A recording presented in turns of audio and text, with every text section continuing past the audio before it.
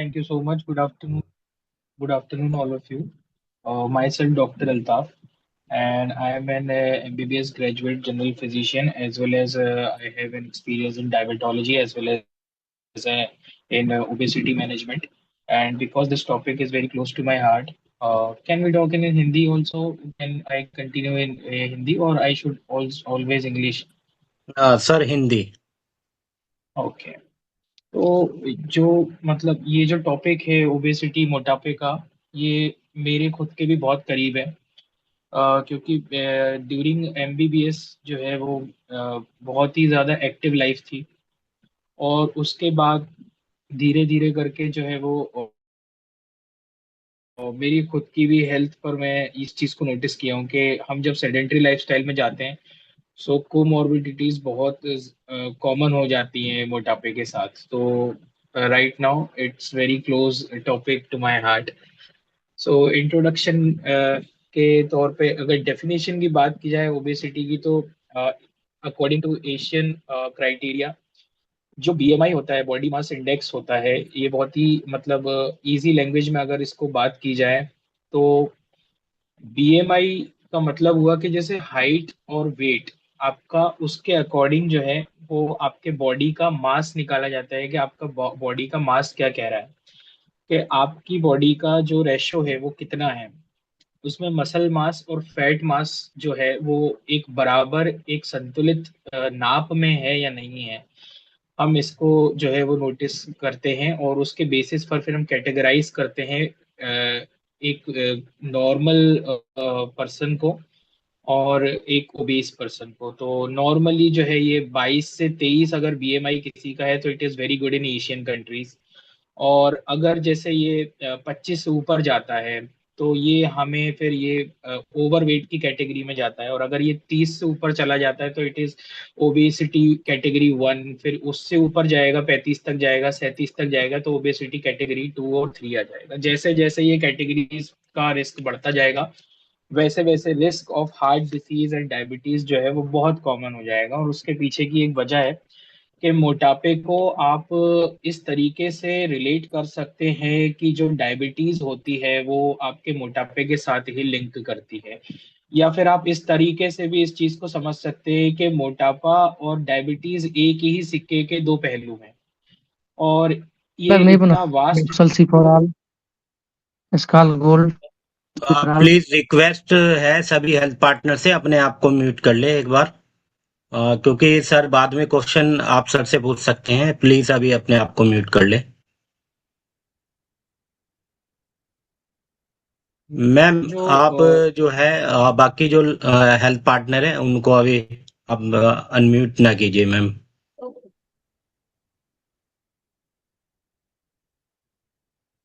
तो जो डायबिटीज है वो और मोटापा जो है वो एक ही सिक्के के दो पहलू हैं।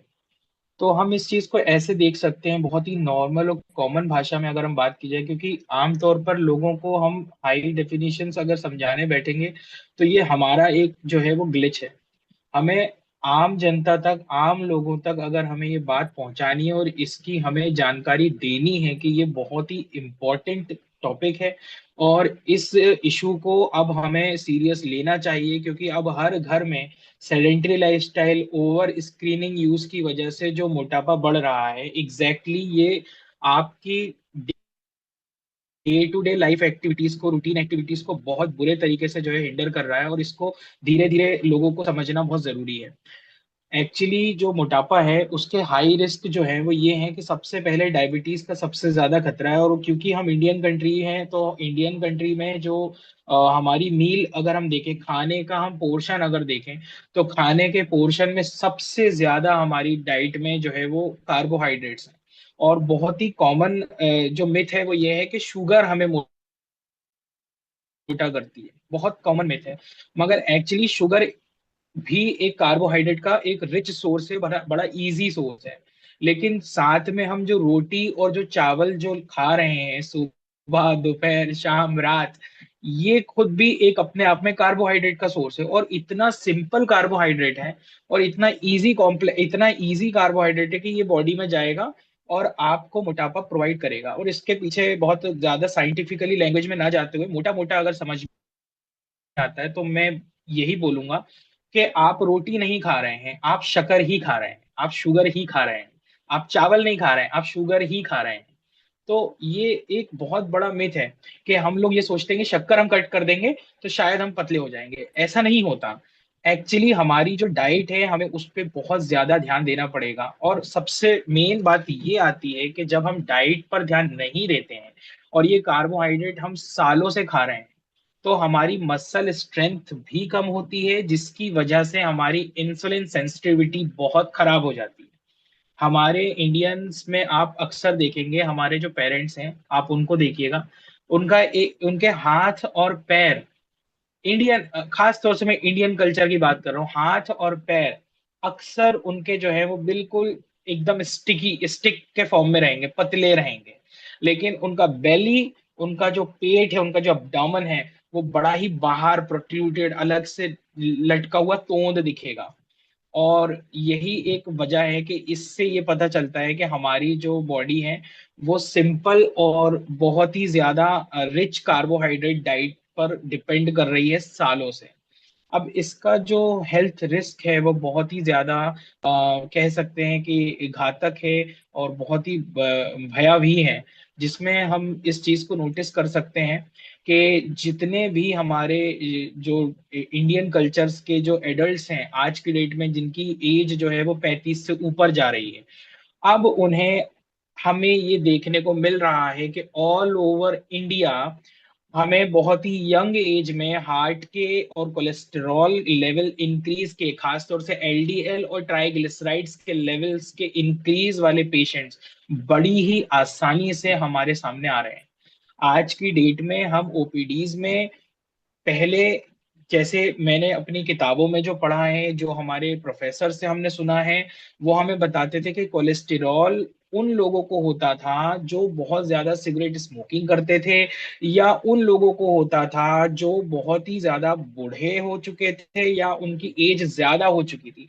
मगर अब जो है वो ट्रेंड चेंज हो चुका है। अब कोलेस्टेरॉल की प्रॉब्लम जो है वो अब आम तौर पर 35 से 40 साल की एज में भी आसानी से देखने को मिल रहा है। तो यहाँ पर हमें ये बात सोचनी होगी कि ये क्यों हुआ। बिकॉज हम लोगों ने ओबेसिटी को, मोटापे को एक हेल्थ साइन माना कि खाते पीते घर का है। और यही सीन की वजह से आज ये सिनारियो है कि sedentary lifestyle, over usage of screen और स्ट्रेस की वजह से भी बहुत सारी चीजें जो मैं आगे आपको बताने वाला हूँ। बहरहाल इसके अलावा जो है वो हम ये भी देख सकते हैं कि हेल्थ रिस्क में और डायबिटीज बहुत कॉमन है, कोलेस्टेरॉल बहुत कॉमन है, हाइपरटेंशन बहुत कॉमन है। और ये इतना वास्ट टॉपिक है कि इस पर अगर बात की जाए तो शाम भी हो जाएगी तो कम है। तो we will continue health risk after, मतलब हम इसको बाद में भी करेंगे फिर कभी। लेकिन अभी मैं आगे बढ़ता हूँ और इसका मैनेजमेंट के ऊपर अपन ज्यादा ध्यान देते हैं कि एक्चुअली में हमें किस तरीके से मोटापे से लड़ना चाहिए। तो ये कोई एक दिन का खेल नहीं है। हमें इसकी लाइफस्टाइल, अपनी लाइफस्टाइल पर पूरा ध्यान देना पड़ेगा। हमें अपने आप को जो है वो पूरे तरीके से चेंज करना पड़ेगा, मगर ये एक दिन में नहीं होगा, ये धीरे धीरे ही होगा। और इसका जो ट्रीटमेंट होता है, मैनेजमेंट होता है, उसका सबसे पहला ही जो स्टेप होता है वो डाइट मैनेजमेंट होता है कि हमारी डाइट में प्रोटीन और फाइबर्स, इनकी जो है वो पोर्शन जो है वो बढ़ना चाहिए हमारी थाली में। रोटी चावल के अलावा हमारी थाली में जो वेजिटेरियंस हैं उनके लिए बहुत सारे ऑप्शन हैं प्रोटीन्स के, वो हमें यूज करना चाहिए। जैसे टोफू हो गया, पनीर हो गया, सोया चंक्स हो गया, और हमारे पास जो है वो बहुत सारे ऐसे ऑप्शंस हैं जैसे ब्रोकली हो गई। और जो है वो प्रोटीन सोर्सेस में हमारे पास सत्तू का भी उपयोग होता है, मगर होल ग्रेन्स का यूज करना ज्यादा बेटर होता है। तो प्रोटीन सोर्सेस हमें बढ़ाना चाहिए, दही का इस्तेमाल ज्यादा करना चाहिए। और ऐसा नहीं है कि सिर्फ एक दिन करना है, ये हमेशा हमारी थाली में हमें ये पोर्शन जो है वो सुबह और शाम और दोपहर, ये 3 टाइम तो मिनिमम हमें हमारे पोर्शंस पे ध्यान देना चाहिए कि हमारी जो थाली है उसमें हम किस तरीके का खाना खा रहे हैं। क्योंकि अक्सर ये देखा गया है कि इंडियन थाली में ज्यादातर जो पोर्शन है वो कार्बोहाइड्रेट्स का ही रहता है और प्रोटीन्स को बिल्कुल नेग्लेक्ट किया जाता है, जिसकी वजह से हमारी मसल बॉडी मास जो है वो बहुत ही कम होता है और जिसकी वजह से इंसुलिन सेंसिटिविटी बिल्कुल कम हो जाती है, बॉडी रेजिस्टेंस पे चली जाती है इंसुलिन के, और जिसकी वजह से फिर डायबिटीज टाइप 2 जो है वो बहुत ही कॉमन है। Diabetes mellitus type 2 is very common in in these type of people who are using this carbohydrate rich diet. और साथ में हमें इसमें जो है वो फाइबर का इस्तेमाल भी करना चाहिए। अब मैं आपको इसके पोर्शन का भी एक छोटा सा रेशो बता देता हूँ कि किस तरीके से होना चाहिए। आमतौर पर अगर जैसे किसी हमारे इंडियन डाइट में जो है वो 70 kg का एक मेल अगर है, तो हमें उसकी डाइट में लगभग लगभग 50% कार्ब्स होना चाहिए। 50% कार्ब्स के साथ उसका फिर 25 से एक मील पर मील की ये बात कर रहा हूं मैं, तो 25% से 30% जो है वो उसका जो है वो प्रोटीन इंटेक होना ही होना चाहिए उस डाइट में। साथ में मैं ये भी बोलूंगा कि fibre is main component to decrease और टू सेटिस्फाई योर सेशाइटी। आपकी भूख को अगर किसी को कंट्रोल करना है, जो आजकल जो है वो ट्रेंड चल गया है कि यूथ में night cravings is very new thing. आजकल स्विगी और जोमेटो जैसे जो बड़े प्लेटफॉर्म्स हैं वो भी अपने एड्स में बताते हैं कि आपको नाइट क्रेविंग्स हैं तो आप हमें ऑर्डर दीजिए। और जो है साथ में आपने एक चीज और नोटिस की होगी कि जो स्क्रीन टाइम ज्यादा यूज करते हैं, जिनको डोपामिनिक स्टिमुलस या डोपामिनर्जिक स्टिमुलस की लत लग गई है, जैसे कि फॉर एग्जांपल आजकल यूथ जो है वो बिना इंटरटेनमेंट के खाना नहीं खाता, बिना जो है स्क्रीन को देखे जो है वो खाना नहीं खाया जाता। तो उन लोगों के लिए भी है कि ये ओवर ईटिंग का एक बहुत ही कॉमन सा सोर्स है। तो उसमें भी जो है वो देखा गया है कि अक्सर जो है वो ओवर ईटिंग जो है वो इंटरटेनमेंट के थ्रू हो जाती है। फॉर एग्जांपल अगर कोई क्रिकेट देख रहा है या कोई अपनी फेवरेट सीरीज देख रहा है, तो उस दौरान वो कितना खा रहा है उसको उसका भी समझ नहीं आता है। तो screen time is one of the very exclusive and very new thing to increase in the weight of any individual. तो ये भी एक बहुत ही ज्यादा जो है कॉमन प्रॉब्लम आजकल बढ़ती जा रही है। साथ में सेडेंट्री लाइफस्टाइल भी बहुत ज्यादा जो है वो बढ़ती जा रही है। सेडेंट्री लाइफस्टाइल का मतलब होता है कि आप जो है वो चलना फिरना ये सब आपके लिए बहुत ही कम हो जाता है, बिकॉज काम बहुत कम है, वर्क फ्रॉम होम की भी आजकल जो है वो कंडीशंस आ गई हैं और जो है वो बहुत ज्यादा जो है वो लाइफ जो है वो लग्जूरियस होती जा रही है। तो उसको भी थोड़ा सा ध्यान रखना जरूरी है। आमतौर पे अमेरिकन हार्ट एसोसिएशन के द्वारा जो है वो एक गाइडलाइन आई थी कि किसी भी आम व्यक्ति को अगर एक्टिव रहना है तो उन्हें कितना चलना चाहिए, तो 150 मिनट 150 मिनट पर वीक कम से कम जो है वो वॉकिंग करना चाहिए। मगर अफसोस की बात यह है कि अब यूथ जो है वो उतना भी नहीं चल पाते हैं। मतलब वो उनके पास स्कूटी है, थोड़ा सा भी काम करना है तो गाड़ी है, थोड़ा सा भी अगर उन्हें कहीं जाना है तो उनके पास गाड़ी है, तो उसका भी जो है वो बहुत ही कम अब यूसेज रह गया है साइकिलिंग का या वॉकिंग का। तो ये भी एक बहुत बड़ा रीजन रहा है कि जिसकी वजह से हमारी सोसाइटी में मोटापे का एक बहुत ज्यादा जो है वो पेंडेमिक टाइप का देखने को मिल रहा है। ये एक बहुत बड़ा जो है इमरजेंसी कंडीशन है, क्योंकि अब हर आमतौर पे अमेरिका में अगर देखा जाए तो 40% से ज्यादा लोग जो है पॉपुलेशन में जो है वो मोटे हो चुके हैं। और सेम टू सेम ट्रेंड जो है वो अब हमारी इंडिया में भी जो है कदम रख चुका है। और ये बहुत सीरियस बात है कि इंडिया में भी जो है वो हर तीसरा बंदा जो है वो ओवरवेट है। खास तौर से फीमेल्स जो हैं वो ओवरवेट की प्रॉब्लम से बहुत ज्यादा परेशान हैं, और वो भी उन्हें भी समझ में नहीं आता कि क्या किया जाए, क्योंकि सबसे ज्यादा सेडेंट्री लाइफस्टाइल हमारी जो है वो फीमेल्स की ही होती है। नॉट बिकॉज के वो काम नहीं करती, उनसे ज्यादा काम तो कोई घर में कर भी नहीं सकता, मगर मेन प्रॉब्लम ये आती है कि वो घर से बाहर उतना उनका जाना होता ही नहीं है। आमतौर पे फीमेल्स का ये, और मेल्स जो है वो भी अब घर में ही बैठकर मोबाइल चलाना है, और ज्यादा उनके सेडेंट्री लाइफस्टाइल और ज्यादा हो चुकी है। तो it is a very big issue that we are just holding upon our shoulders, and we have to just fight with cumulatively with this very big issue. इसके अलावा जो है वो फिजिकल एक्टिविटीज में मेल्स को जो सबसे बेस्ट, जो अभी तक की रिसर्चेस के अकॉर्डिंग जो है सबसे बेस्ट एक्सरसाइज का अगर कोई जो प्रावधान आया है, तो वो आया है कि आपको अपना जो है इंसुलिन सेंसिटिविटी इंक्रीज करने के लिए और आपको अपनी जो है मसल स्ट्रेंथ को बढ़ाने के लिए जो है वेट ट्रेनिंग का इस्तेमाल करना चाहिए। मतलब हैवी वेट लिफ्टिंग जो है वो मेल्स के लिए बेस्ट एक्सरसाइज मानी गई है। एंड फॉर ऑल्सो फीमेल्स एक रिसर्च है जिसमें ऑस्टियोपोरोसिस और आर्थराइटिस जैसी बीमारी फीमेल्स को बहुत आसानी से हो जाती हैं, तो उसमें भी ये बेनिफिशियल है कि वेट ट्रेनिंग की जाए, मगर फीमेल्स के लिए moderate to mild to moderate ही जो है वो वेट ट्रेनिंग का प्रावधान है। मगर मेल्स के लिए heavy weight training is best exercise, जिसकी वजह से आपका जो बॉडी स्ट्रक्चर है और बॉडी मसल जो मेटाबॉलिज्म है वो इंक्रीज होता है, जिसकी वजह से इंसुलिन सेंसिटिविटी जो है वो कम होती है, बहुत ज्यादा होती है, और रेजिस्टेंस जो है वो आपका कम होता है, जिसकी वजह से आप जो भी खाने में खा रहे हैं या जिस तरीके का भी आप कार्ब्स ले रहे हैं, तो उसको उस खाने को पचने में और उस खाने की वजह से शुगर का लेवल इंक्रीज ना हो, ये बहुत ज्यादा श्योरिटी मिल जाती है आपको वेट ट्रेनिंग की एक्सरसाइज करने में। लेकिन आमतौर पर देखा गया है कि हमारे ये जो पॉपुलेशन है वो ये समझती है कि walking is the best exercise to reduce the weight, but it is not. Walking और रनिंग जो है वो पहली बात तो उन लोगों के लिए है जिनका वेट जो है वो 70 kg के अराउंड है,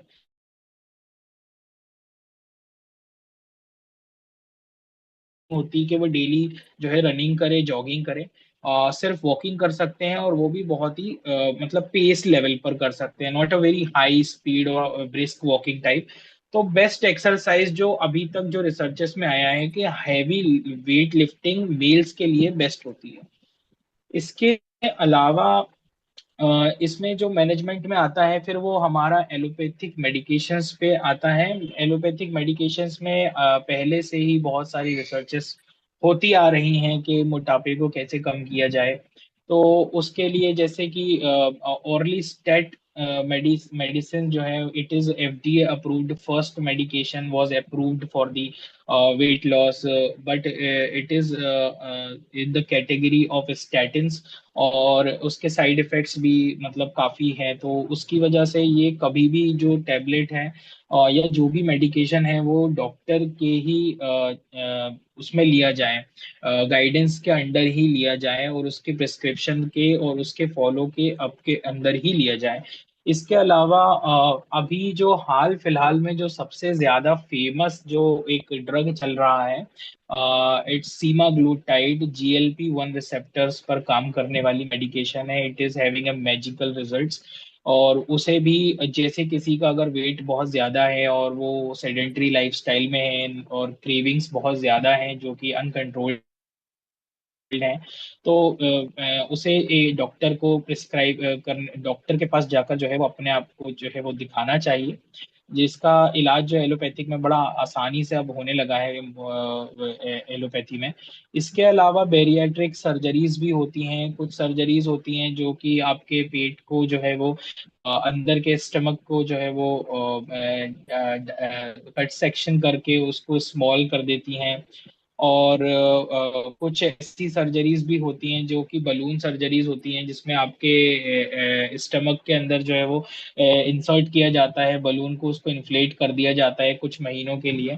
सो बहरहाल कहने का मतलब ये है कि बहुत सारे इलाज हैं जो एलोपैथी में अब अप्रूव्ड हो चुके हैं, जिन्हें हमें ध्यान देना चाहिए। लेकिन मोटापे को नजरअंदाज करना एक तरह से आपकी पूरी लाइफ स्टाइल को जो है वो हिंडर करने का काम है। इसके अलावा कोमॉर्बिडिटी भी हैं जो मोटापे के साथ हैं। अकेला सिर्फ डायबिटीज और hypertension is not only the cause of this obesity, या फिर आप यूं कह लीजिए रेसिप्रोकल के डायबिटीज और हाइपरटेंशन की वजह से ही सिर्फ आपको मोटापा नहीं है। इसके अलावा anxiety and depression is also one of the most influential diseases और disorder come across with this obesity, come simultaneously with obesity, because the person feels like just his self esteem self esteem और उसका self confidence बहुत कम होने की वजह से person लोगों से मिलने की भी इच्छा खत्म करता है। धीरे धीरे उसका जो सेल्फ कॉन्फिडेंस है वो भी कम होता है, और फिर वो धीरे धीरे डिसऑर्डर जो है वो बढ़ते जाते हैं। और उसमें सबसे कॉमन डिसऑर्डर जो साइकाइट्रिक आता है वो ओबेसिटी में एंजाइटी का आता है और सेल्फ कॉन्फिडेंस का आता है। तो ये एक मोटापा जो है वो एक सिर्फ एक बीमारी, एक एक सिर्फ सिम्टम नहीं है, या फिर आप यूं कह लीजिए कि ये कोई एक छोटा सा साइन नहीं है। ये किसी की लाइफ को पूरे तरीके से स्टक या रोक देने वाली चीज है। तो इस पर ध्यान देना चाहिए। बाकी एलोपैथी में इसके ट्रीटमेंट्स काफी अच्छे आ चुके हैं। आप अगर किसी डॉक्टर को दिखाते हैं तो इसके रिजल्ट्स भी काफी अच्छे हैं। हर 1 से 2 महीने में मतलब आपको 2 से 3 केजी पर मंथ भी लूज बड़े हेल्दी वे में करवाया जा सकता है। तो ऐसे नजरअंदाज ना किया जाए और मोटापे को जो है वो थोड़ा सीरियस लिया जाए। Thank you so much. Okay sir, thank you so much sir. काफी बारीकी से आपने बहुत अच्छे से समझाया हमारे सभी हेल्थ पार्टनर्स को, और सभी को समझ भी आया होगा। और ये मोस्ट जो है इम्पोर्टेंट टॉपिक था आज का। सर ने जैसे बताया कि हर घर में हर तीसरे बंदे या हर परिवार में ओबेसिटी का पेशेंट मिलेगा इंडिया में। अब ये रेशो बढ़ गया है ज्यादा। तो सभी हेल्थ पार्टनर से रिक्वेस्ट है, एक एक करके सर से क्वेश्चन पूछ सकते हैं अपने।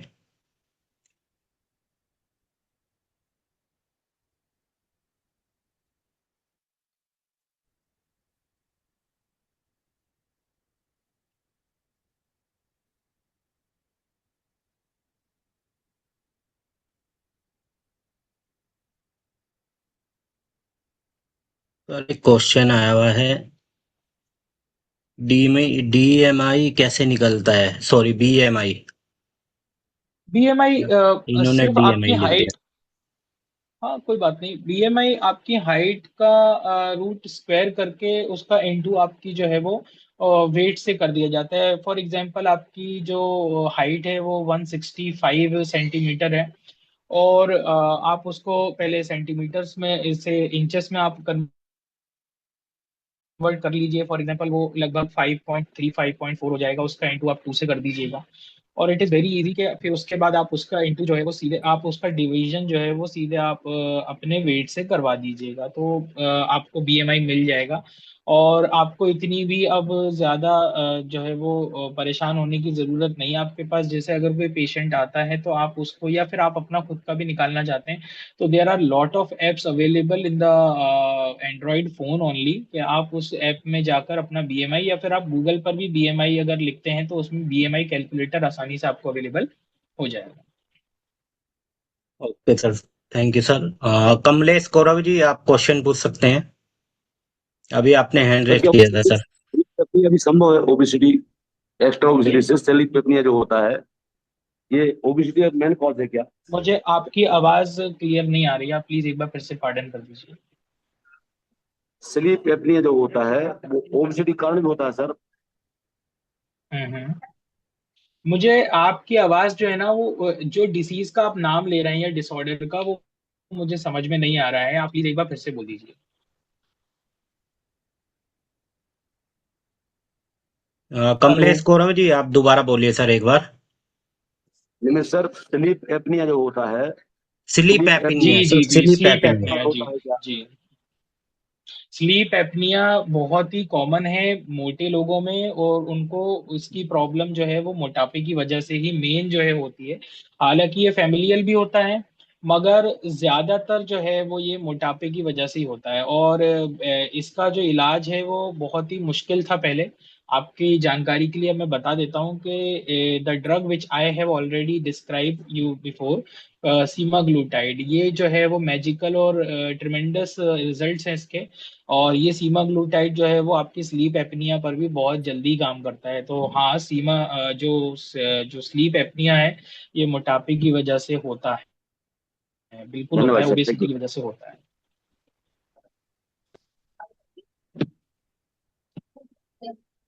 और सर एक और क्वेश्चन आया है, वजन कम कैसे करे, 23 वर्ष उम्र है और 80 किलो वजन है। पहले तो इसके ना 3 कैटेगरीज में बॉडीज बांटी जाती हैं कि किसी का जो बीएमआई है वो ठीक है, आपका बीएमआई 80 केजी आप हैं, वेट है वो मैं एक अज्यूम कर रहा हूँ लगभग ये चला जाएगा 28 की रेंज में आपका जो है वो जा रहा है, ओवर वेट की कैटेगरी में आप आ रहे हैं। तो 23 साल की उम्र में ये वाकई में बहुत ज्यादा है। तो इसमें एक चीज नोटिस की जाती है कि ये फीमेल है या मेल है, उसके अकॉर्डिंग देखा जाता है। फिर बॉडी मास इंडेक्स के अलावा डेक्सा स्कैन्स वगैरह जो आजकल नई कैटेगरी में जो है वो आ गए हैं, उससे ये पता चलता है कि आपकी बॉडी के अंदर फैट ज्यादा है या मसल ज्यादा है। तो उसके अकॉर्डिंग जो है वो ट्रीटमेंट किया जाता है। मगर आमतौर पर इंडियन कल्चर में देखा गया है कि ज्यादातर फैट ही है और मसल मास तो है नहीं, क्योंकि protein intake is very less. आप यकीन मानिए प्रोटीन का इंटेक इतना कम है कि जिसे अगर देखा जाए ना तो ये बिल्कुल आटे में नमक के बराबर हो चुका है। और इंडियन कल्चर में एक चीज और नोटिस की गई है कि नॉनवेज को भी नहीं ज्यादा प्रेफर किया जा रहा है, और अभी जो बाहर के अडल्टरेटेड फूड्स हैं उनकी वजह से भी प्रोटीन का इंटेक कम है। तो बहरहाल जो क्वेश्चन पूछा गया था वो ये था कि वेट कैसे कम किया जाए, तो बहुत ही सिंपल आंसर है कि इंडियन कल्चर में ज्यादातर लोग जो हैं वो फैट ज्यादा एक्यूमुलेट कर रहे हैं बनिस्बत मसल्स के, तो उसके लिए हाई प्रोटीन इंटेक डाइट जो है वो बहुत इंपॉर्टेंट है। आपका अगर वेट 80 है तो उसका इंटू मैं करूंगा 1.5 ग्राम पर केजी के हिसाब से, जो कि लगभग लगभग जो है वो 150 ग्राम्स ऑफ प्रोटीन लगभग आ रहा है। तो 150 ग्राम्स ऑफ प्रोटीन अगर आप डेली लेते हैं नेचुरल सोर्सेस से, तो फिर तो आपका मोटापा जो है वो 2 से 3 महीने में ही धीरे धीरे जाने लगेगा, because the body will accumulate your muscle mass and it will get rid of the fat, है ना। तो ये भी एक बहुत इंपॉर्टेंट जो है वो रेशो है डाइट को मेंटेन करने का। और साथ में एक और बात है कि जो बॉडी वेट है वो फैट में अगर एक्यूमुलेटेड है तो प्रोटीन इंटेक के सोर्सेस जो है वो आप तो नेचुरल ही रखें, और खास तौर से वे प्रोटीन का भी इस्तेमाल आप कर सकते हैं। तो इस तरीके से होगा। और इसके अलावा आधे घंटे से 45 मिनट की जो है वो आप लाइट एक्सरसाइज से स्टार्ट कीजिए। अगर फीमेल है तो उसको माइल्ड टू मॉडरेट जो है हैवी वेट लिफ्टिंग करनी चाहिए, और अगर मेल है तो फिर उसको जो है वो हाई इंटेंसिटी वर्कआउट के साथ जो है वो हैवी वेट लिफ्टिंग करनी चाहिए। Okay sir, thank you. Arpit Yadav ji, आप क्वेश्चन पूछे। Good afternoon sir. Good afternoon. Sir ये प्रॉब्लम है, जो मेरा वेट है 85 समथिंग है जी। और जो हाइट है 5.7 है। ट्राइगल साइड मेरा रहता है लगभग 380 के समथिंग रहता है। और हम्म। सर वेट लगातार बढ़ ही रहा है, कम नहीं हो रहा है, तो इसके लिए क्या कर सकते हैं हम? देखिए वही बिल्कुल सेम चीज है कि मैं आपको बता रहा हूँ कि ये बहुत ही मतलब कॉमन प्रॉब्लम हो चुकी है। I hope you are not a smoker. अगर आप स्मोकर नहीं है तो कोलेस्टेरॉल लेवल्स जो है वो अगर ज्यादा है तो सबसे पहले तो आप स्टैटिन्स का इस्तेमाल शुरू कीजिए, क्योंकि statins are your friends not your enemy. But उसको भी एक डॉक्टर के जो है वो अंडर गाइडेंस में रहना चाहिए, क्योंकि स्टैटिन्स जो होते हैं, जैसे कि आपको मैं नाम बता दे रहा हूँ कुछ मेडिसिन के, जैसे कि अटोरवास्टैटिन, रोसुवास्टैटिन। इनका एक बहुत बहुत कॉमन साइड इफेक्ट है माइल्जिया का, मायोसाइटिस का। तो आपको डॉक्टर के अंडर ही रहना चाहिए उसके प्रिस्क्रिप्शन के बाद। बहरहाल ये ट्राइग्लिसराइड्स के जो लेवल्स हैं वो आपको ये शो कर रहे हैं कि आपका मोटापा बहुत ज्यादा है, और उसमें आपकी जो डाइट है वो शायद बाहर के खाने की वजह से या मैदे की डाइट है, या फिर आपकी डाइट में कार्ब्स बहुत ज्यादा हैं। Again it is showing the symptoms after eating your, after deciding what you are eating. तो वही चीज है कि आपकी मील के अंदर जो है वो protein intake is not that enough. तो आपको वही है कि प्रोटीन इंटेक पहले बढ़ाना पड़ेगा, और साथ में आपको फाइबर इंटेक को भी बहुत ज्यादा जो है वो इम्पोर्टेंस देनी पड़ेगी। वो फाइबर इंटेक जो है आपकी ग्रीन लीफी वेजिटेबल्स से आएगा, और साथ में आपको ज्यादा कोई मेहनत करने की जरूरत नहीं है। बहुत अच्छे अच्छे ऑप्शन सब फाइबर्स के भी आ चुके हैं। फॉर एग्जाम्पल आपने सिलियम हस्क का नाम सुना होगा, इस्पागुला का नाम सुना होगा, चिया सीड्स का नाम सुना होगा। ये बहुत इंपॉर्टेंट है, वो बहुत ज्यादा बड़ी चीज नहीं है। आपको रात को एक चम्मच जो है वो पानी के अंदर जो है वो चिया सीड्स को डालकर सुबह जो है वो उसको पीना है।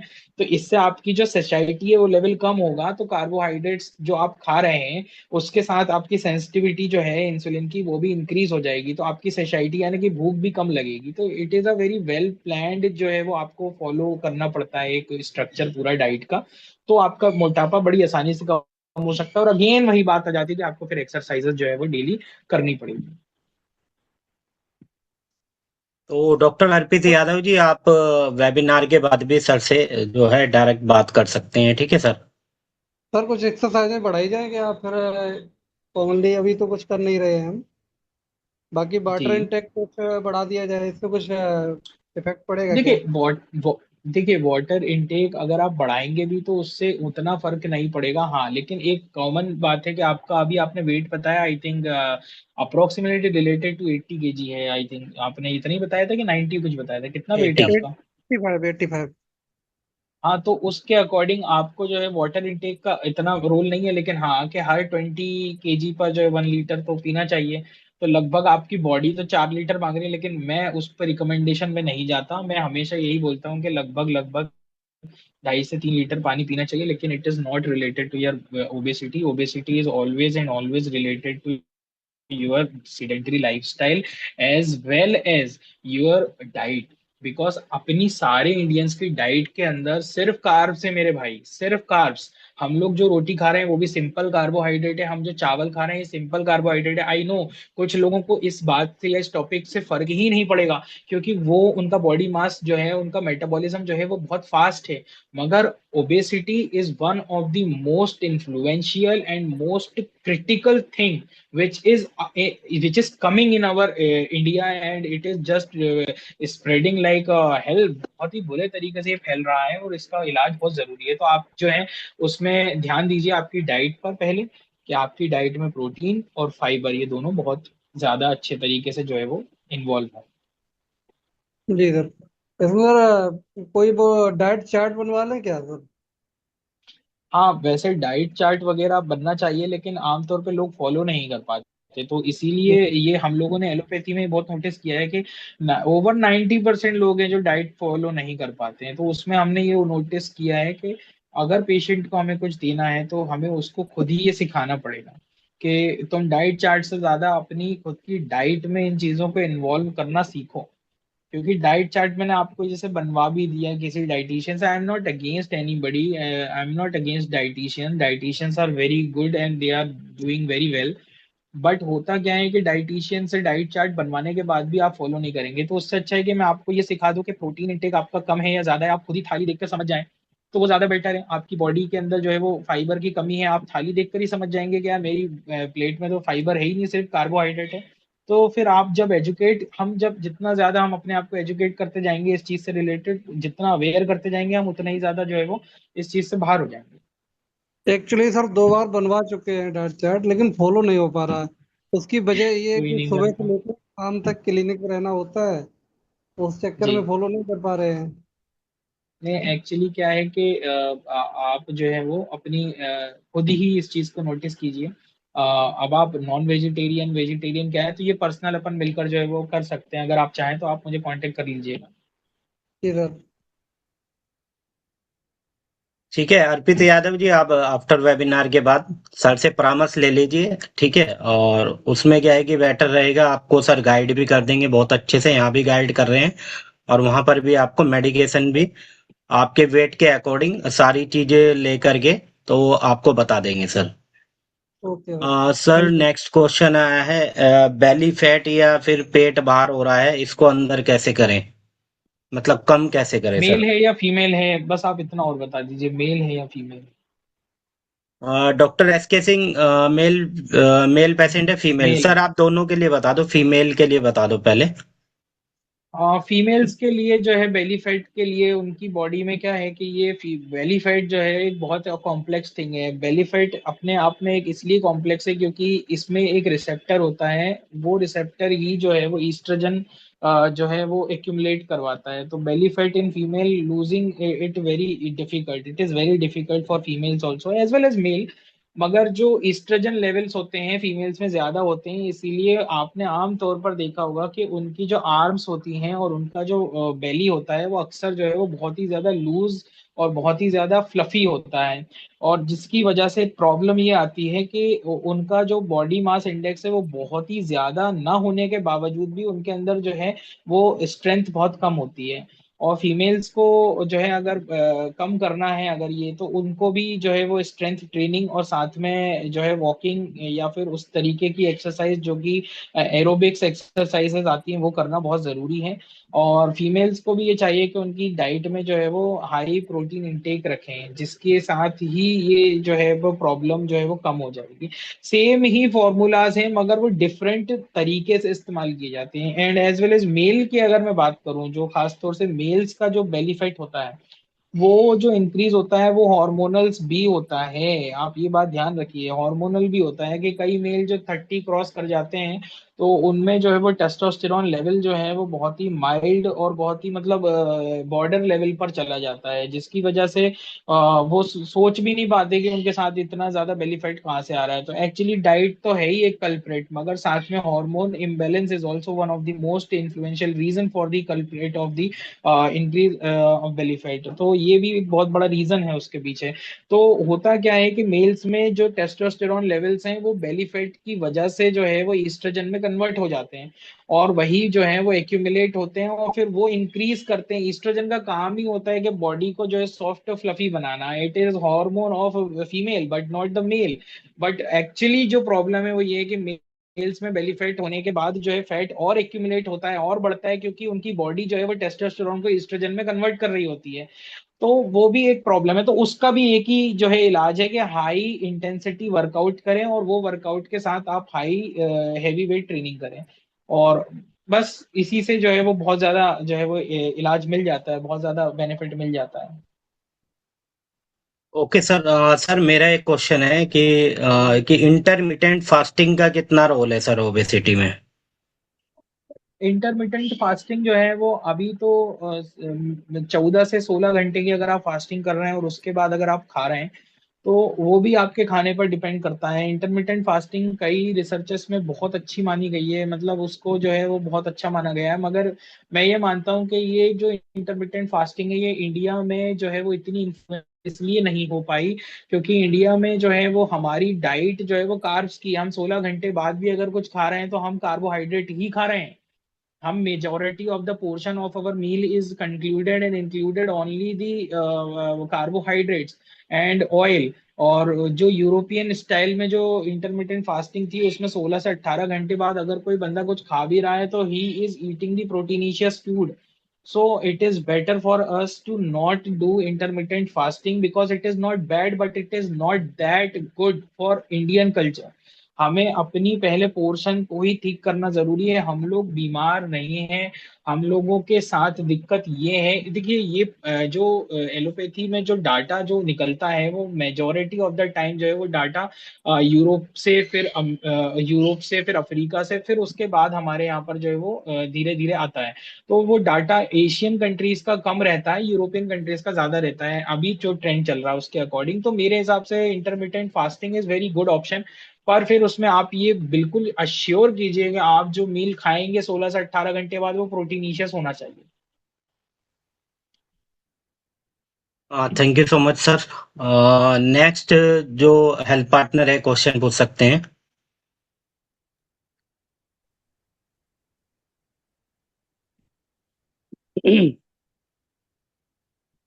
जी आजम जी पूछिए sir question.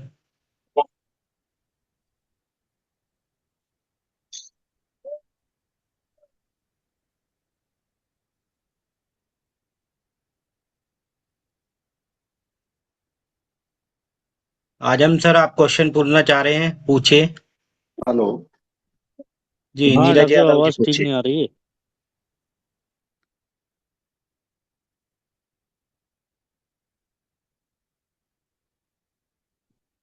Neeraj Yadav sir आप पूछ लीजिए। आजम सर आप एक बार कमेंट कर दीजिए वहां पर, आपकी सर जी वॉइस नहीं आ रही है। सर जी मैं ये जी कहना चाहता हूँ, ये जो प्रोटीन रिच जो फूड खाते हैं लोग तो ना कॉन्स्टिपेशन की समस्या हो जाती है। तो उससे वो कैसे बच सकते हैं, मतलब प्रोटीन भी मिले और कॉन्स्टिपेशन भी ना हो। दोनों चीजें होती हैं। बहुत सारे लोगों को कॉन्स्टिपेशन भी होता है और बहुत सारे लोगों को जो है वो डायरिया भी होता है। तो जो कॉन्स्टिपेशन और डायरिया है उससे बचने के दोनों के ऑप्शंस हैं। ये बॉडी एडॉप्टेड जो है वो फेज होता है। ड्यूरेशन इसकी जो है वो वरी कर सकती है 7 दिन से 15 दिन। उसके बाद फिर बॉडी अडॉप्ट कर लेती है and after some time body will not need very much fibrous food और एनीथिंग। बट मैं आपको कॉन्स्टिपेशन का इलाज बता देता हूँ कि अगर जैसे कोई वे प्रोटीन या फिर प्रोटीन भी जो नेचुरल सोर्सेज से जैसे चिकन अंडा या फिर किसी भी तरीके की टोफू पनीर इन सब से मिलता है और उसके बाद कॉन्स्टिपेशन अगर होता है तो हमें उसके लिए एलोपैथिक मेडिकेशंस पे जाना सही भी रहता है। जब आपके पास बहुत ज्यादा अगर जो है वो कॉन्स्टिपेशन हो रहा है, फॉर एग्जांपल लैक्टुलोज हो गया या फिर आपके पास सेशेट हो गए, जो आपके मूवी कॉल के सेशेट हो गए। लेकिन अगर किसी व्यक्ति को एक माइल्ड लेवल पर कॉन्स्टिपेशन है कि जैसे वो सुबह अगर जैसे वो स्टूल पास करने के लिए जा रहा है और उसको जो है वो लेटरिन सही से जो है वो पास नहीं हो रही है, तो फिर उसके लिए जो है वो उसे अपनी डाइट में फाइब्रस अमाउंट जो है वो ऐड करना चाहिए। फॉर एग्जांपल जैसे कि greeny vegetables, greeny leafy vegetables और सलाद जो होता है वो साथ में अगर खाएंगे तो बहुत ही आसानी से जो है वो कॉन्स्टिपेशन से छुटकारा पाया जा सकता है। मगर ये भी अगर पॉसिबल नहीं है तो रात को जो है वो 10-11 बजे के अराउंड जब वो सोने जाता है तो उससे पहले जो है वो 1 चम्मच जो है वो इस्पा घुला का जो है वो पानी में घोलकर पी सकता है। तो उसके बाद उसको सुबह जो है वो कॉन्स्टिपेशन नहीं होगा और फिर उसके बाद वो दिन भर भी जो कॉन्स्टिपेशन है वो माइल्ड लेवल पर ही आ जाएगा। और अगर जैसे क्रोनिक होता है तो फिर उसमें जो है वो या फिर कुछ ज्यादा ही जो है हाई लेवल का जो कॉन्स्टिपेशन अगर किसी को इंट्रोड्यूस हो जाता है after eating the proteinaceous substances, तो फिर उसको जो है वो अपनी एलोपैथी मेडिकेशन जैसे कि लैक्टुलोज साइरप हो गया और अपना जो सेशेट हो गए मूवीकॉल के, तो वो यूज कर सकता है। मेजरली ये जो प्रॉब्लम आपने बताई है कॉन्स्टिपेशन की, ये होता ही प्रोटीन में इसलिए क्योंकि आपने फाइबर का इंटेक कम रखा है। अच्छा, फाइबर का इंटेक बढ़ा देना चाहिए अगर प्रोटीन खाना है ज्यादा से ज्यादा। जी बिल्कुल बढ़ा देना चाहिए, उससे आपका जो है वो प्रोटीन का जो मूवमेंट है वो सही हो जाएगा। क्योंकि प्रोटीन जो है डाइजेस्ट होने में थोड़ी सी दिक्कत करता है। ये प्रोटीन डाइजेस्ट होने में दिक्कत नहीं करता है, मैं यही बताना चाह रहा हूँ। Because our culture is not having any inclusion of the protein since many years and that is the reason our body needs to adopt this thing. हमें अडॉप्ट करवाने में कम से कम 15 से 20 दिन लग जाते हैं और 15 से 20 दिन के बाद ही आमतौर पर प्रोटीन जो है वो कार्ब्स से जैसे ही डाइजेस्ट हो, कार्ब्स जैसे ही जो है वो मूवमेंट भी देने लगता है बॉडी में। जी।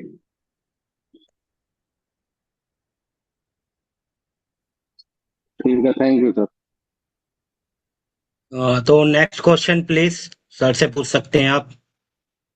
आजम सर, अब आप क्वेश्चन हाँ पूछिए। सर, मेरा क्वेश्चन ये है, जो ओबिसिटी में लोग एक फार्मूला है ओरली स्टेट 160 mg कैप्सूल वगैरह जो आते हैं वजन कम करने के लिए, तो उसका कुछ साइड इफेक्ट है या वो बहुत मतलब। बहुत कॉमन साइड इफेक्ट उसका ये है कि उससे लूज स्टूल्स इतने ज्यादा लगते हैं, लूज मोशन, दस्त इस जी। तरीके के लगते हैं कि फिर वो कंट्रोलेंस में नहीं आते हैं। And I have just go through many patients, उनको इससे इतनी प्रॉब्लम हुई है कि वो फिर उसको कंट्रोल नहीं कर पाए। और हमारी जो ज्यादातर लोग हैं अगर वो ऑयली फूड और कार्बोहाइड्रेट फूड खुद से कंट्रोल नहीं करते हैं तो फिर उन्हें जो है वो बहुत ज्यादा दिक्कत आ सकती है। मतलब कि उनके जो लूज स्टूल्स हैं वो रुकने वाले नहीं हैं।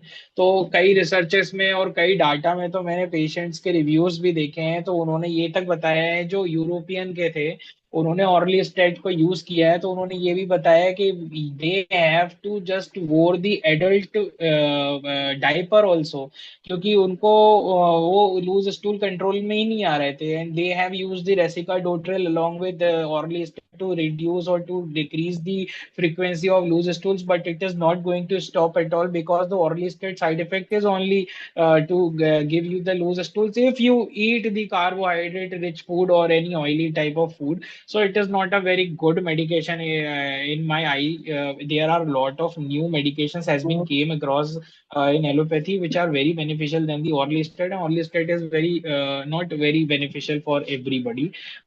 तो वही है बात कि अगर जिसका लूज स्टूल्स ज्यादा लग रहा है, रुक ही नहीं रहा है, तो उनको तो फिर ये है कि ऑर्ली स्टेट खानी नहीं चाहिए। तो यस, ऑर्ली स्टेट के सबसे ज्यादा बड़ा साइड इफेक्ट है लूज स्टूल्स, वो रुकते ही नहीं है।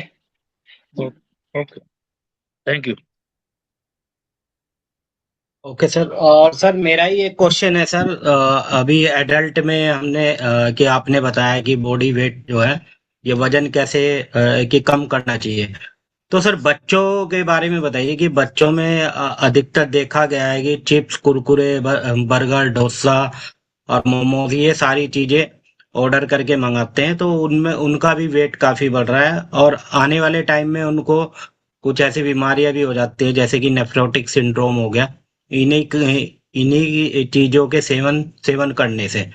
तो सर बच्चों में बताइए कि बच्चों में कैसे हम आइडेंटिफाई करें कि इस बच्चे का वजन बढ़ रहा है या फिर इसको ऐसे परामर्श कराना चाहिए, किस डॉक्टर से परामर्श कराना चाहिए। तो सर बच्चों में थोड़ा सा आप गाइड कीजिए सर। देखिए, बच्चों का एक पूरा प्रॉपर ग्राफ आता है। एक ग्राफ है जो कि हाइट ओवर वेट एंड उसके बाद एज के अकॉर्डिंग भी हाइट को जो है वो मेजर किया जाता है। और इसके लिए आपको एक पीडियाट्रिक डॉक्टर के पास बच्चे को अगर आप ले जाते हैं जिसकी एज लगभग 8 से 9 साल के बच्चे या 11 साल के बच्चे तक भी जो है, आप पीडियाट्रिक्स को अगर जाकर ओबेसिटी के लिए, खास तौर से ओबेसिटी के लिए अगर आप पीडियाट्रिक्स के पास जाएंगे, तो they are very well trained और well known about and aware about the health of the childrens also. तो वो देखकर ही बता देते हैं कि ये बच्चा जो है वो अंडर वेट है या ओवर वेट है। आपने जो पूछा कि बाहर की ये खाने पीने की चीजें हैं, तो यस, आप adulterated market is very huge, और बहुत ही ज्यादा एक्सक्लूसिवली जो है वो मार्केट में बड़ी ही जो है वो खुला तौर पर जो है वो एडल्टरेटेड फूड बिक रहा है। और आपने जो बात करी है चिप्स की, कुरकुरे की, मोमोज की, तो यस, आप एक बार पैकेट जरूर देखिएगा। अब तो अवेयरनेस बढ़ती जा रही है कि पैकेट के पीछे जो है वो कैलोरी इंटेक लिखा रहता है, और बच्चे अगर जैसे कोई एक कुरकुरा भी खा रहे हैं तो उसकी कैलोरी जो है वो 512, 500, 612 हो जा रही है। जबकि एक होल मील, एक एडल्ट के साइज का एक होल मील जो घर का होता है, फॉर एग्जांपल एक रोटी भी अगर आप कार्बोहाइड्रेट की बात करें, तो वो 4 रोटी और वो खाने के साथ सब्जी और सलाद और चावल ये सब भी मिलाकर वो 400-500 से ऊपर नहीं जाती कैलोरी। और वो एक छोटे से कुरकुरे के पैकेट में या फिर एक चिप्स के पैकेट में 500 से 600 कैलोरीज जो है वो बच्चा खा लेता है, और ऐसे पैकेट वो दिन भर में 4-5 खा लेगा। तो ऑब्वियसली उसकी ओबेसिटी इंक्रीज होगी, और उसमें जो होता है वो पाम ऑयल ही होता है ज्यादातर। और उसके जो साइड इफेक्ट्स हैं वो यही नहीं रह जाते हैं, सिर्फ इतने ही नहीं है कि वो मोटा हो गया। बच्चे जो है उसके अलावा जो है वो बहुत ज्यादा सिस्टमिक डिसीजेस भी अपना लेते हैं। फॉर एग्जांपल, आपने जो नेफ्रोटिक सिंड्रोम का नाम लिया उसमें फिर उसके बाद कुछ भी नहीं है, वो फिर नेफ्रोटिक सिंड्रोम धीरे धीरे करके ग्लोमेरुलर नेफ्राइटिस, और फिर उसके बाद वो बहुत सारी जो है वो चीजों में इन्वॉल्व करता है। For example, it is going to be affected the built of the children also. तो वो चाइल्ड की जो हाइट है, हेल्थ है, वो कंप्लीटली जो है वो बहुत ज्यादा रुअन हो जाती है, just because they are taking the food from the outside sources like just packet and canned fooded. और साथ में उसके आपने एक चीज जो है वो इंक्लूड नहीं करी जिसका नाम है कोल्ड ड्रिंक, और कोल्ड ड्रिंक से भी सबसे ज्यादा जो है वो किडनी डिसीजेस होने के जो है वो अब एविडेंसेस सामने आ रहे हैं। तो बच्चे का आपने पूछा कि किस तरीके से हम ये जान पाएंगे कि इसका, तो वो ऑब्वियसली पीडियाट्रिक डॉक्टर या फिर कोई भी ओवरवेट जो है वो उसके ग्राफ को चेक करते हैं कि इसकी एज इतनी है तो इतनी एज पर इतना वेट होना चाहिए। तो वो अगर वेट नहीं है तो बहुत अच्छी बात है, फिर वो अंडर वेट ना होना चाहिए। लेकिन अगर है तो फिर वो पीडियाट्रिक्स जो है वो आपको एक डाइट चार्ट देते हैं बच्चे को कि ये मम्मा जो है उसकी या फिर उसके पेरेंट्स जो है वो बड़े ही जो है वो कॉन्शियस होकर उस बच्चे की डाइट सिस्टम को ठीक करें, और वो पैकेट वाली या बाहर की कोई भी चीज उस बच्चे को ना खिलाएं। तो वो है, बच्चों में भी बहुत प्रॉब्लम है, ये कॉमन हो चुका है, बच्चों में तो सबसे ज्यादा कॉमन है। क्योंकि अभी आपको एक चीज और बता दूं, एक बहुत नई चीज इंट्रोड्यूस हो गई है कि छोटे बच्चों में भी अब डायबिटीज टाइप 2 देखी जा रही है, छोटे बच्चों में भी। और वो इसलिए देखी जा रही है क्योंकि उनको कोई भी सर्विलेंस नहीं है कि वो बाहर की कितनी चीजें खा रहे हैं। और बाहर की चीजों में टोटल ऑयल और टोटल शुगर, ये दो ही चीजों का पूरा जो है वो खेल है। बाकी तो बहुत ही खराब है, मतलब बाहर की चीजें तो बिल्कुल ही जी नहीं। जी, एक्चुअली मैंने सर ये क्वेश्चन इसलिए पूछा है क्योंकि अभी 4-5 दिन पहले मैं बाहर की आउट ऑफ की साइड से बाहर गया हुआ था, तो स्टेशन पर मैंने देखा कि एक तरफ तो गन्ने के रस की दुकान थी, ठीक है, और एक तरफ जो है परचून की दुकान थी। तो ऐसे ही कि मतलब फैमिली मेंबर्स थे स्टेशन पर, तो उन्होंने अपने बच्चों को कोल्ड ड्रिंक की बोतल दिला दी और इतने सारे चिप्स। तो सर मेरी निगाहें पड़ी, तो मैंने उनके पेरेंट्स को टोक दिया। मैंने कहा सर ये वो देखो गन्ने का रस है, तो आप वो भी पिला सकते थे, लेकिन आपने बच्चों को इतनी बड़ी बोतल जो पेप्सी की दिलाई है, इसका पीएच देखो। और बच्चे मैक्सिमम एज होगी उसकी 3 साल। तो सर मैंने कहा आप इतने सारे चिप्स खिला के ये दिला रहे हो बच्चे को, गन्ने का रस दिलाओ आप। तो सर उनको बहुत बढ़िया लगा, उन्होंने वो चिप्स जो है सारे वापिस ना करके सारे फेंक दिए। और उनके साथ सामने स्टेशन पर और भी जो लोग थे उनको भी बहुत अच्छा लगा। मैंने कहा गन्ने का जूस पिला दो आप, कम पिलाओ, नहीं पी रहा है तो बच्चा ये पिलाओ, लेकिन ये पिलाओ। क्योंकि सर ये ना देख लिया है मैंने ना, इंडिया में ये बहुत कॉमन हो गया है कि बच्चा रोने लगा उसको चिप्स दे दी, चॉकलेट दे दी। तो ये इसके कारण जो है बच्चे धीरे धीरे बहुत ज्यादा बीमार हो रहे हैं। इंडिया में ये बहुत कॉमन हो गया है सर। और बिल्कुल, बहुत बहुत ही जो है इम्पोर्टेंट टॉपिक है। और इस टॉपिक को मतलब हमेशा हम लोगों को इसी तरह, जैसे आप जागरूक हैं, बात ये है कि इसमें हमने एक चीज नोटिस करी है कि पेरेंट्स को भी इसमें अपना जो है वो थोड़ा सा ध्यान देना चाहिए कि पेरेंट्स लंच में बच्चे को स्कूल में क्या रख रहे हैं। क्योंकि अभी जो है वो अवेयरनेस थोड़ी सी बढ़ी है just because of social media, वरना पहले जो हमारा पीडियाट्रिक डिपार्टमेंट है उसमें आप अक्सर देखिएगा कि पीडिया में सबसे ज्यादा जो है वो प्रोत्साहित किया जाता है इस बात को, और इस बात को बार बार रखा जाता है कि 6 महीने तक तो माँ का दूध ही पिलाना है। वरना आप यकीन मानिए, जितना ये फॉर्मूला और ये जो बाहर की बॉटल्स का दूध जो है वो बच्चों को पिलाकर पेरेंट्स जो है वो बच्चों का पूरा लाइफ जो है वो रुइन कर रहे हैं, इसके पीछे उनको जागरूकता नहीं है। बस अगर वो जागरूक हो जाएंगे तो वो कभी नहीं करेंगे। सेम यही चीज जो है वो बच्चों में भी यही आ रही है कि वो जब लंच लेकर स्कूल जाते हैं तो वो सबसे ज्यादा मैगी या फिर पराठा और अचार लेकर जा रहे हैं। उनकी डाइट में पनीर, उनकी डाइट में टोफू, उनकी डाइट में सोया चंक्स, या फिर नॉन वेजिटेरियन है तो चिकन अंडा, ये सब होना बहुत जरूरी है। वरना फिर उनका बॉडी मास इंडेक्स वैसे ही बहुत ही ज्यादा वो बढ़ जाएगा। और वही है कि मास जो है वो, मसल मास जो है वो बहुत कम हो जाएगा। तो बच्चे फिर शुरू से ही जो है वो वल्नरेबल रहेंगे, और it is very hindering your also your performance in the academics also. Academics में भी अगर देखा जाए तो जो बच्चा सही न्यूट्रिशन लेता है उसी का दिमाग भी सही चलता है। Okay sir, thank you so much sir. आज का ये आपका बहुत ही वंडरफुल वेबिनार रहा है और सभी हेल्थ पार्टनर्स के लिए भी काफी हेल्पफुल रहा है। तो सर नेक्स्ट टाइम फिर जुड़ते हैं एक नए टॉपिक के साथ आपके साथ। Okay sir, thank you so much sir. Thank you और सर। सभी हेल्थ थैंक यू। पार्टनर्स को भी धन्यवाद अपना कीमती समय देने के लिए यहाँ पर। Thank you so much all. Thank you so much.